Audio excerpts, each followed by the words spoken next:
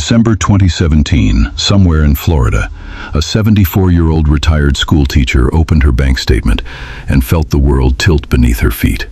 The payment she had been receiving every month for the past 3 years was not there. She called the number she had always called. Nobody answered.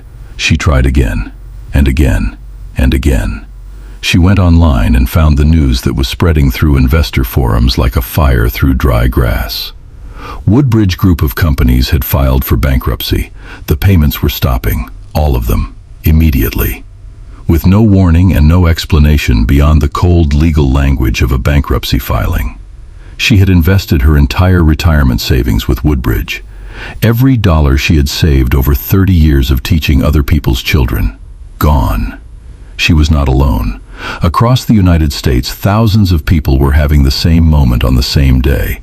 Retired military veterans, widows living on fixed incomes, couples who had spent decades building nest eggs that were supposed to carry them through their final years with dignity and security.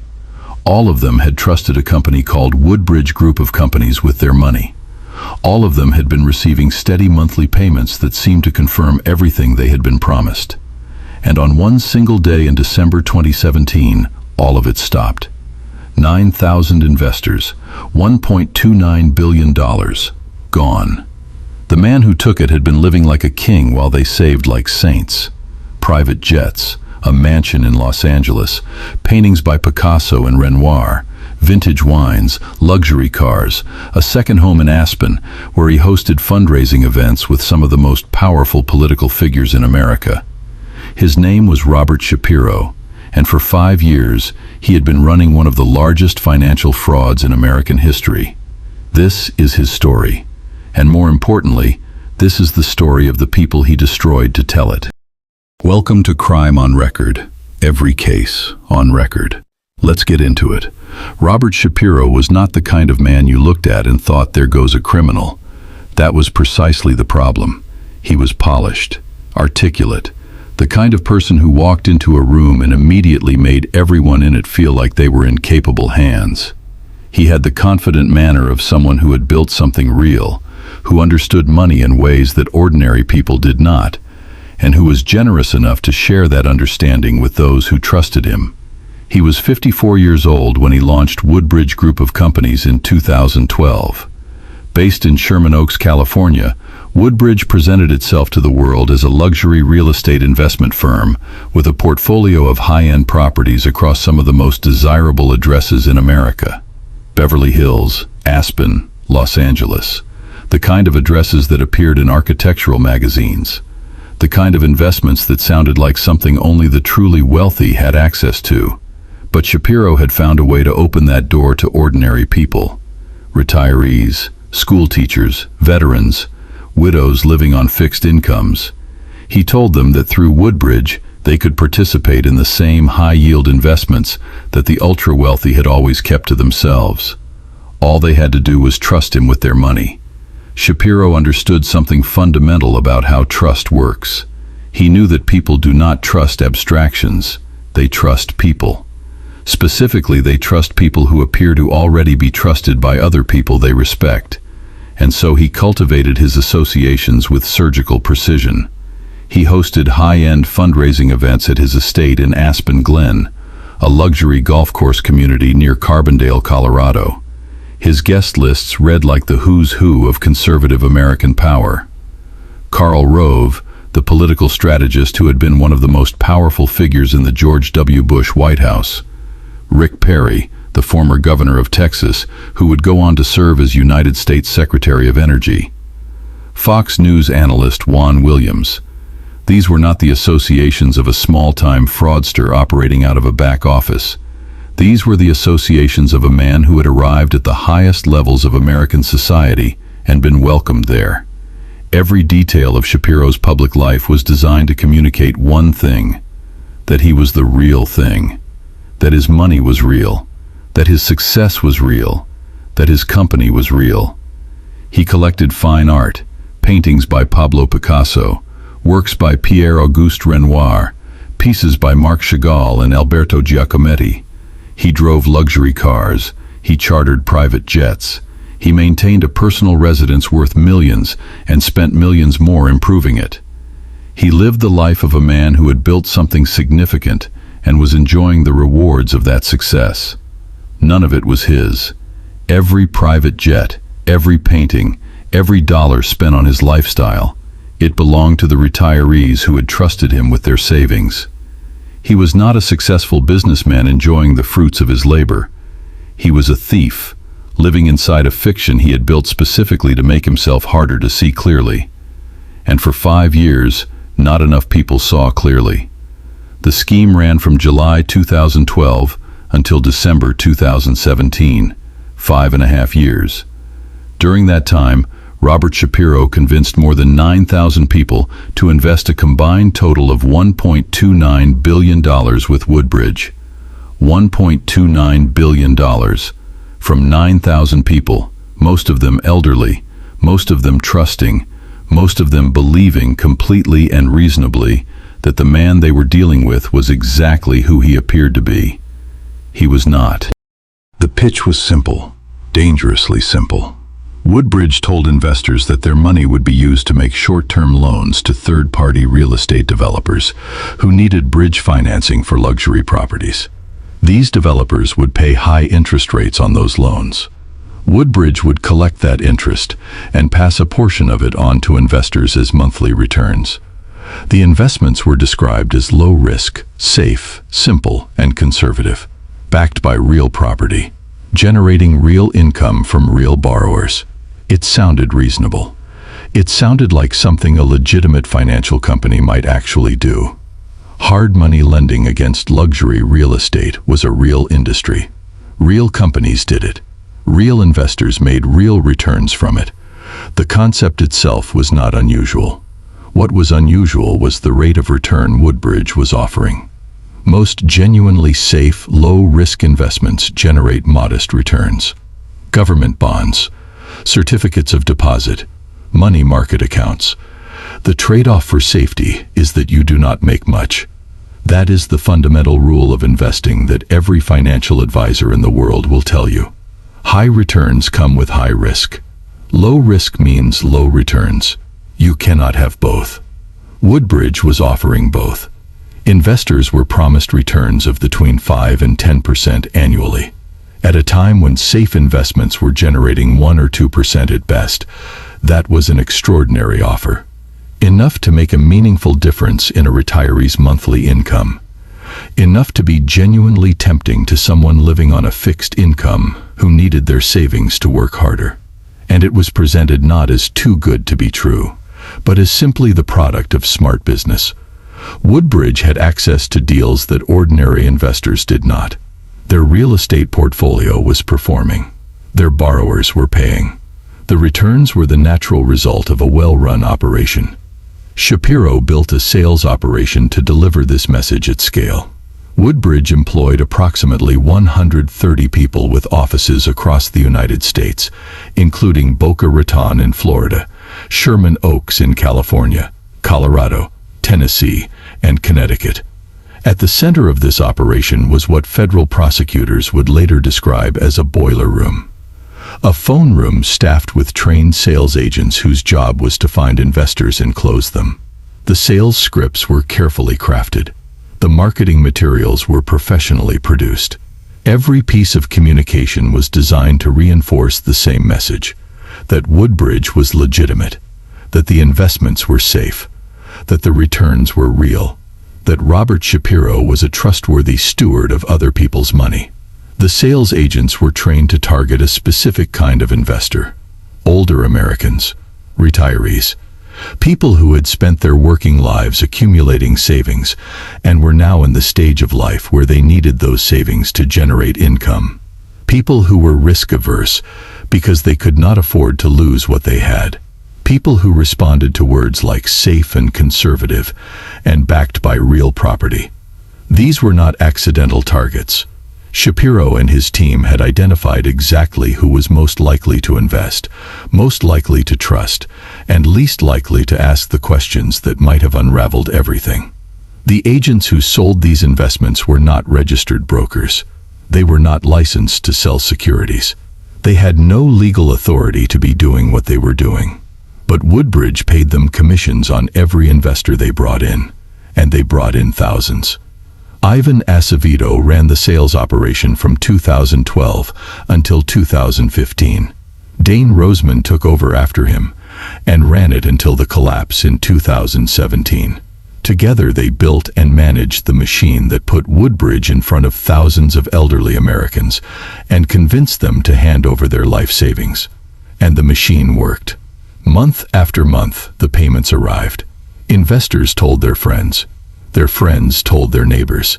Woodbridge grew through word of mouth among exactly the communities it had targeted. Retired teachers, veterans, religious communities, people who trusted recommendations from people they knew. At minimum, 2,600 of the investors who came through that machine invested their entire retirement savings. $400 million in life savings from people who had nowhere else to turn if it went wrong. It was always going to go wrong. Behind every number in the Woodbridge story, there is a person. 9,000 investors sounds abstract until you start to understand who those 9,000 people actually were. Until you understand what they had done to accumulate the money they lost, and what losing it meant for the years they had left. They were not sophisticated Wall Street investors who understood the risks they were taking and could absorb the losses if things went wrong. They were ordinary Americans who had spent their entire working lives doing exactly what they had been told to do. Save your money, be responsible, plan for the future, build a nest egg that will carry you through your retirement years with dignity. They had done all of that, and then Robert Shapiro took it. Consider what it means to lose your retirement savings at 70 years old. You are not going back to work in any meaningful way. You are not rebuilding over decades the way a younger person might. You are not starting over. The money you lost represented something that could not be replaced. Time that had already been spent. Work that had already been done. A future that had already been planned around resources that no longer existed. The victims who testified at Shapiro's sentencing in October 2019 told stories that the judge described as heart-wrenching, and she was not using that word loosely. One investor testified about losing the entirety of his retirement savings, money he had accumulated over 40 years of work. Gone. He was in his 70s with no way to replace it and no plan for how to survive the years ahead without it. Another described how she had invested the proceeds from the sale of her home. She had downsized specifically to free up capital that would generate income in her retirement. The sale of her home. The place where she had raised her family. The most significant asset she had ever owned. She had trusted that money to Woodbridge, and it was gone. Veterans who had served their country and saved carefully for decades found themselves in financial crisis in the final years of their lives. Widows who had been managing their late husbands' estates discovered that the investments they thought were safe had evaporated. Couples who had planned their retirement years together found those plans destroyed by a man who had never intended to honor a single promise he made them. At least 2,600 of Woodbridge's investors had put in their entire retirement savings. Not a portion, not money they could afford to lose. Everything. $400 million in life savings from people who were depending on that money to survive. And the cruelest part of the Woodbridge story is how the scheme sustained itself. Because the monthly payments arrived reliably for years, investors not only stayed in the scheme, they recruited others. They told their friends, they told their neighbors, they told members of their church congregations and their community organizations. They became unwitting salespeople for the fraud that was destroying them because they had no reason to suspect what was really happening. Some investors put in more money over time because the returns seemed so reliable. They consolidated savings from multiple accounts. They moved money from other investments. They went deeper into Woodbridge because everything they could see suggested it was working exactly as promised. When the collapse came in December 2017, the devastation was not just financial. It was the destruction of trust. These were people who had done their due diligence as best they could. They had asked questions. They had received professional-looking materials. They had seen the payments arrive month after month as evidence that the investment was real. They had been systematically and deliberately deceived by people who were very good at deceiving them. Judge Cecilia Altanaga, who sentenced Shapiro in October 2019, said it plainly when she handed down the maximum sentence. His crime had destroyed thousands of lives of elderly people and retired military who were specifically targeted. Specifically targeted. Not accidentally caught up in a scheme that went wrong. Not collateral damage from a business that failed. Specifically targeted. Identified, approached, cultivated, and robbed by a man who had chosen them precisely because they were vulnerable, trusting, and had something worth taking. While his investors saved carefully and waited patiently for their monthly returns, Robert Shapiro was spending their money with remarkable enthusiasm. Federal prosecutors documented his personal expenditures in detail during the investigation, and the picture that emerged was of a man who had decided that other people's retirement savings were his personal budget, with no limits and no accountability. He spent $3.1 million chartering private jets, not occasional business travel.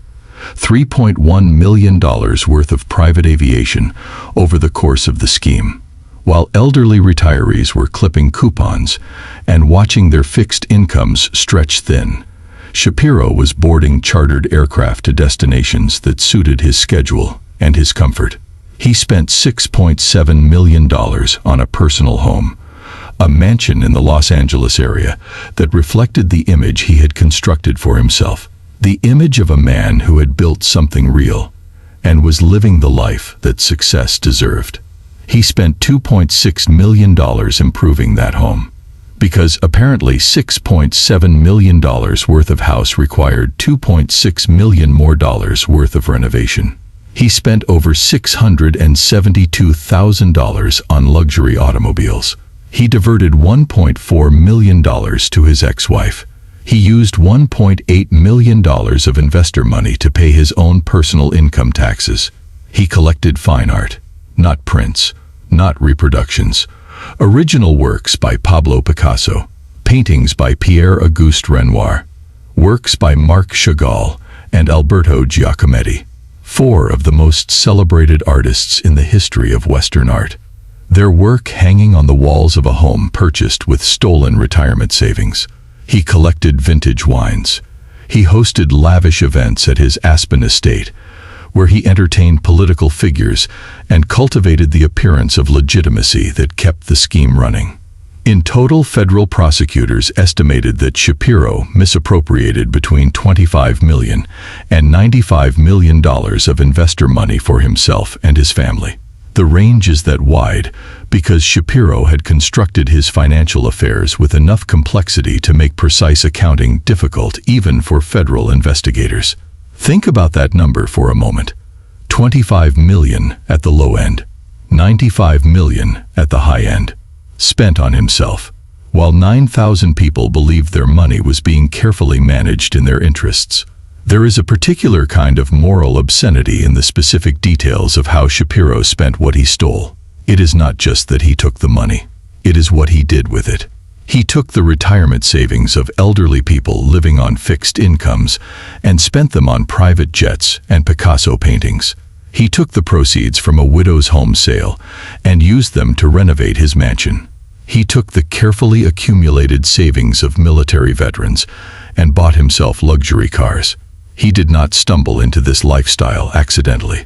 He built it deliberately, using other people's money while telling those people their money was safe. At his sentencing hearing, Shapiro expressed remorse. He said he was sorry. He said he understood the damage he had caused. The judge was not moved. She sentenced him to the maximum 25 years in prison. The most remarkable thing about the Woodbridge fraud was not its scale. It was its architecture. Robert Shapiro did not simply take money and spend it. He built an elaborate structure designed specifically to make what he was doing invisible. To make the fraud look like a legitimate business. To make himself look like a successful executive rather than a thief. And to make it as difficult as possible for anyone who started asking questions to find clear answers. At the center of that structure was a network of more than 270 limited liability companies.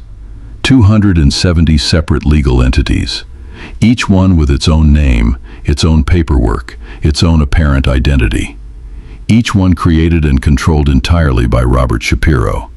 Each one serving a specific function in the machinery of the fraud. Woodbridge told investors their money was being loaned to third-party real estate developers who needed bridge financing. Independent borrowers, separate businesses, people and companies that had nothing to do with Woodbridge beyond the loan arrangement. That was the lie at the heart of everything. The third-party borrowers were not independent. They were Shapiro's own companies. The properties investors were told were owned by outside developers were secretly owned by Shapiro himself through the web of LLCs he had created. The interest payments investors were told were coming from outside borrowers were coming from new investor money. There were no outside borrowers generating real returns. There was only Shapiro, moving money between his own entities, creating the appearance of a functioning business where none existed. In some cases, the advertised properties did not even exist. Investors were told their money was backing loans on specific real estate assets that had never been acquired. The properties were fiction. The borrowers were fiction. The entire foundation of Woodbridge's investment model was fiction.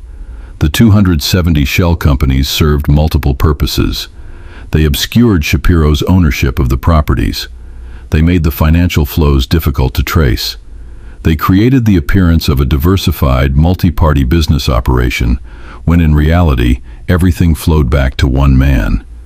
They gave the scheme the legal complexity that made casual scrutiny impossible and serious investigation enormously time-consuming. Shapiro also compartmentalized information within Woodbridge itself. His two sales directors, Ivan Acevedo and Dane Roseman, who built and ran the boiler room operation that recruited thousands of investors, were kept in the dark about the true state of Woodbridge's finances. Shapiro restricted their access to financial information. They knew they were selling investments. They did not know those investments were fraudulent. This compartmentalization served Shapiro in two ways. It meant his sales team could sell with genuine conviction because they genuinely did not know the truth. And it meant that if the scheme was ever investigated, the people closest to the investors could credibly claim they had no knowledge of the fraud. Shapiro was meticulous. He was careful. He had thought through the architecture of the scheme with the attention to detail of someone who intended it to last indefinitely. And for 5 years, it did. The web held, the payments arrived, the investors stayed, the sales agents kept selling, and Robert Shapiro kept spending, until the day it couldn't hold anymore. By late 2017, the Woodbridge machine was running out of road. A Ponzi scheme has one fundamental vulnerability. It requires a constant flow of new investor money to pay the returns promised to existing investors. As long as new money keeps coming in faster than old money needs to go out, the scheme can sustain itself indefinitely. The moment that flow slows down or stops, the entire structure collapses, because there is no real underlying business generating real returns. There never was. For 5 years, Shapiro's boiler room had kept the flow going. His sales agents had found thousands of investors, closed them, taken their money, and fed it into the machine. The machine had paid out monthly returns that kept existing investors satisfied and recruiting new ones. The cycle had sustained itself. But sustaining a Ponzi scheme gets harder over time, not easier. The pool of potential new investors is not infinite. The amount needed to pay existing investors grows as the investor base grows. The gap between what is owed and what is actually being generated by any real business activity widens every single month. At some point, the math becomes impossible, and no amount of salesmanship can close the gap. Woodbridge had also been attracting regulatory attention for years before the collapse. The SEC had been investigating. State securities regulators in multiple states had issued cease and desist orders against Woodbridge for selling unregistered securities through unlicensed brokers. These actions did not immediately stop the scheme, but they created headwinds. They made it harder to recruit new investors. They raised questions that the sales operations struggled to answer convincingly. In December 2017, the machine finally stopped. Woodbridge Group of Companies filed for Chapter 11 bankruptcy protection.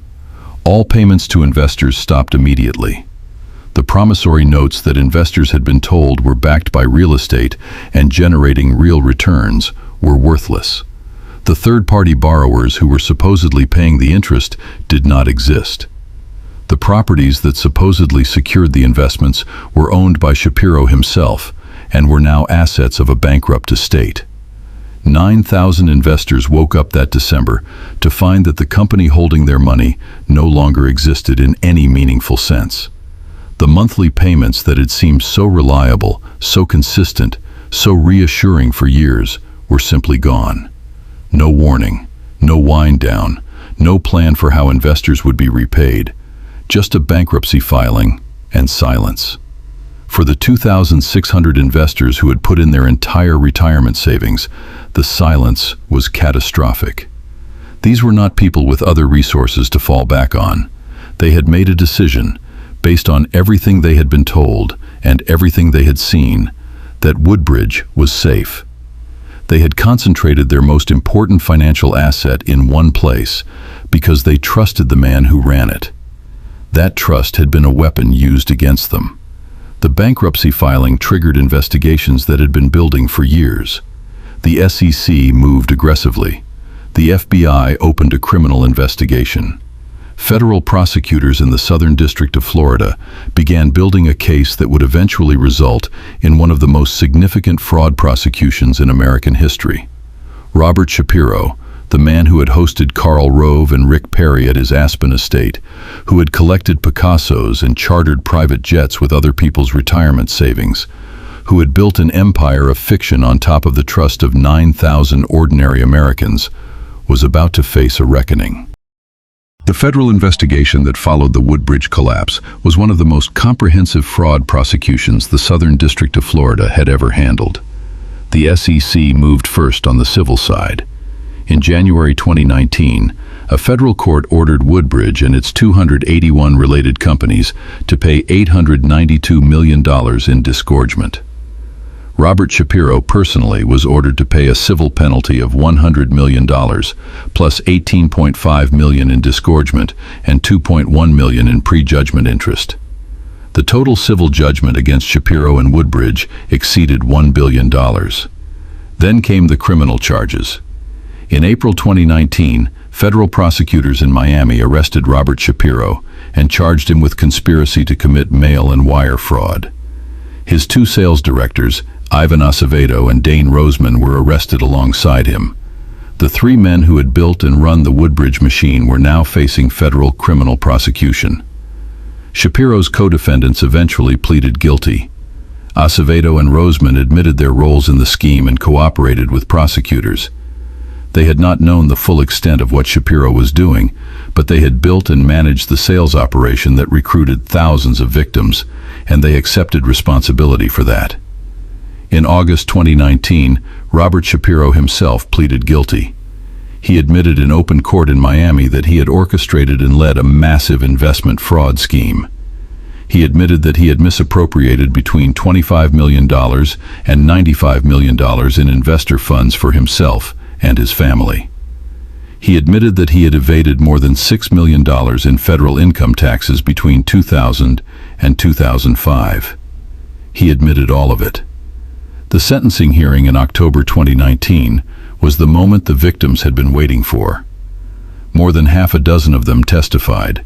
They stood in a federal courtroom in Miami and told Judge Cecilia Altanaga what Robert Shapiro had done to their lives. They described the savings they had lost, the plans that had been destroyed, the years they would now spend in financial hardship because of decisions they had made in good faith, based on lies they had been told deliberately. Judge Altanaga listened to every word. When it was time to sentence Shapiro, his defense attorneys argued for leniency. They pointed to his guilty plea. They noted his cooperation with authorities. They suggested he deserved less than the maximum because he had admitted his wrongdoing and helped investigators understand how the scheme worked. The judge was not persuaded. She sentenced Robert Shapiro to 25 years in federal prison, the maximum sentence available under the law. every year the guidelines allowed. She cited the heart-wrenching testimony of his victims. She noted that his crime had destroyed thousands of lives of elderly people and retired military who had been specifically targeted. Specifically targeted. She used those words deliberately, and they landed with the weight they deserved. Shapiro was 61 years old at sentencing. A 25-year sentence means he will not be released until he is in his mid-80s at the earliest. For all practical purposes, it is a life sentence. But for the 9,000 people he defrauded, the sentence was only part of the story. The more immediate question was how much of their money they would ever see again. The answer was painful. The Woodbridge Liquidation Trust was established to recover assets and distribute them to victims. The trust pursued claims aggressively.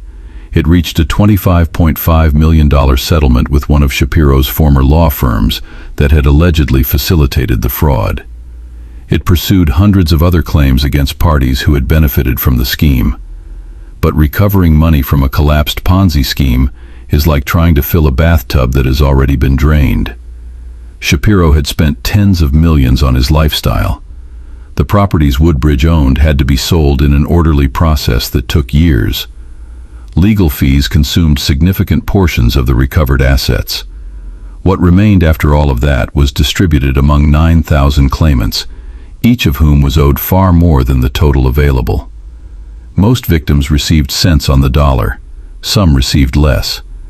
The retirement savings they had spent decades accumulating and trusted to Robert Shapiro were gone in any meaningful sense.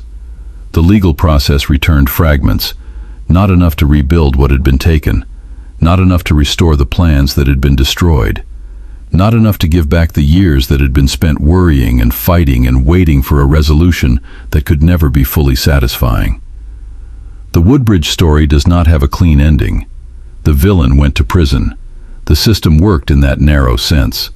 But the 9,000 people he defrauded did not get their money back. They did not get their retirement years back. Robert Shapiro is currently serving his 25-year sentence in federal prison. He will be in his mid-80s before he is eligible for release. The Picasso paintings have been forfeited. The luxury cars are gone. The mansion has been sold. The chartered jets are a memory. Everything he built with other people's money has been dismantled by the legal process that followed the collapse of the empire he constructed on top of their trust. But the 9,000 people he defrauded are still living with what he did to them. Some of them have died in the years since the collapse.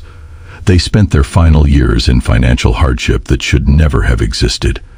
They died without the security they had spent their lives building, without the dignity that their savings were supposed to provide, without the retirement they had earned and planned for and trusted a man named Robert Shapiro to help them achieve. Others are still alive and still fighting, still working with the Woodbridge Liquidation Trust to recover whatever fraction of their money can be recovered. Still navigating the legal and financial complexity of what happens when someone steals everything you have, and the system can only return a portion of it. The Woodbridge case raises questions that go beyond Robert Shapiro himself. How does a fraud of this scale operate for 5 years without being stopped? How do 9,000 people lose $1.29 billion before anyone with the authority to intervenes decisively? The SEC had been receiving complaints about Woodbridge and issuing warnings for years before the collapse. State regulators had issued cease and desist orders. The signals were there. The question of why they were not acted on more aggressively is one that the financial regulatory system has never fully answered. The answer matters because Robert Shapiro was not unique. He was not a once-in-a-generation criminal whose methods were so sophisticated that no one could have seen what he was doing. He was running a version of a scheme that has been run hundreds of times before him and will be run again after him. The promise of high returns on safe investments, the targeting of elderly people with retirement savings, the boiler room sales operation, the web of shell companies. These are not innovations. They are a playbook that fraud investigators know by heart. And yet, 9,000 people lost $1.29 billion. The most important thing the Woodbridge case can teach is not about Robert Shapiro. It is about the promises he made. If an investment promises returns that seem unusually high for something described as low risk and safe, that is not a reason to invest. That is a reason to walk away. The fundamental rule of investing that Robert Shapiro's victims were persuaded to ignore is the rule that could have protected them. High returns do not come without high risk. Anyone who tells you otherwise is lying to you. Robert Shapiro told 9,000 people otherwise, and a federal judge in Miami gave him 25 years for it. If this case made you angry, if it made you think about how ordinary people become targets of extraordinary greed, subscribe to Crime on Record. This is what we do here. We find the cases that expose how systems fail, how trust gets weaponized, and how the people least able to absorb the damage are so often the ones who suffer it most. We document these stories because they deserve to be told with the depth and honesty they demand. Every case, on record.